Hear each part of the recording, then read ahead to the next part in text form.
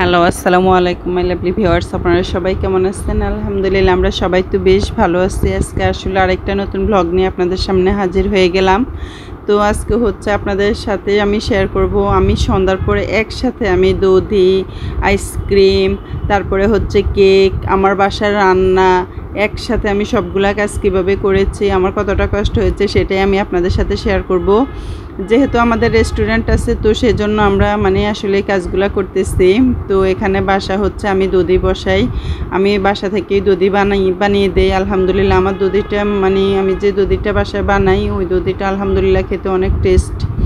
তো আপনারা সবাই আমাকে দোয়া করবেন যে আমাদের বিজনেসটা যাতে ভালো করতে পারি, আমরা সবাই যাতে খেয়ে পছন্দ করে। তো এই যেখানে আমি হচ্ছে আমার দধি বানানোর কাজ শেষ, এখানে হচ্ছে আমি ড্রামের মধ্যে দধিগুলো বসাইছি যাতে কোনো ধুলাবালি, কোনো পোকামাকড় কোনো কিছুই এখানে না পড়ে, একদম পরিষ্কার পরিচ্ছন্নতাভাবে। আর এখানে হচ্ছে মুরগি রান্না করার জন্য আমি পেঁয়াজ কেটে নিচ্ছি, এখানে আলু সিলে নিচ্ছি, আলু দিয়ে ঝোল ঝোল করে রান্না করব।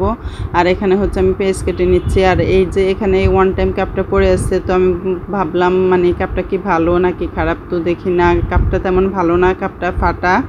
তো এখন হচ্ছে আমি এই যে এখানে কিচেনে আসলাম।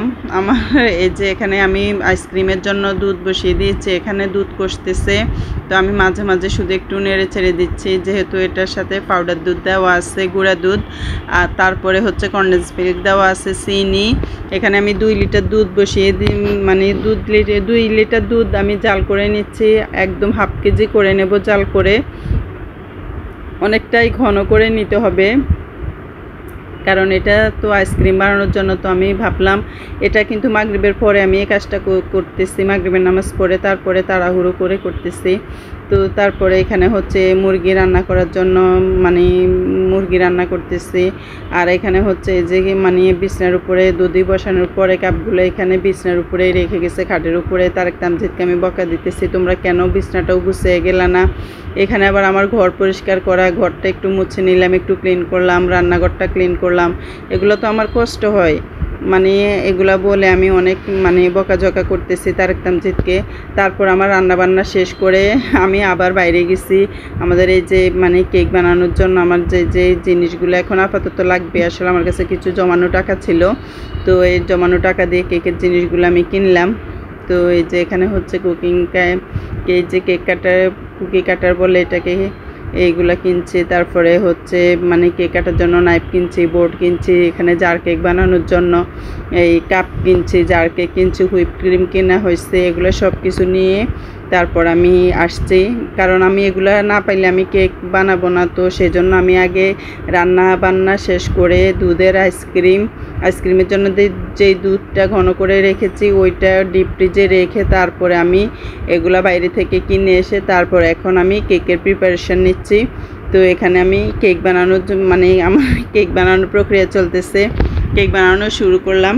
কারণ কেকটা বসিয়ে আমি আবার আমার আইসক্রিমের কাজটা শুরু করতে পারবো, সেই জন্য একটার পর একটা এভাবে আমি মিল করে তারপরে কাজগুলো করতেছি।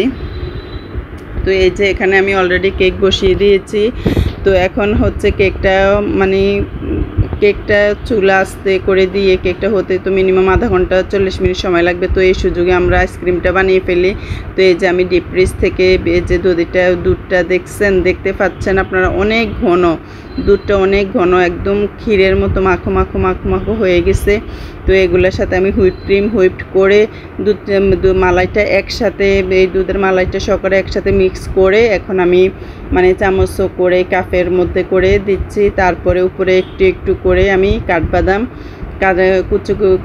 কাঠবাদাম কুচা একটু একটু করে দিচ্ছি।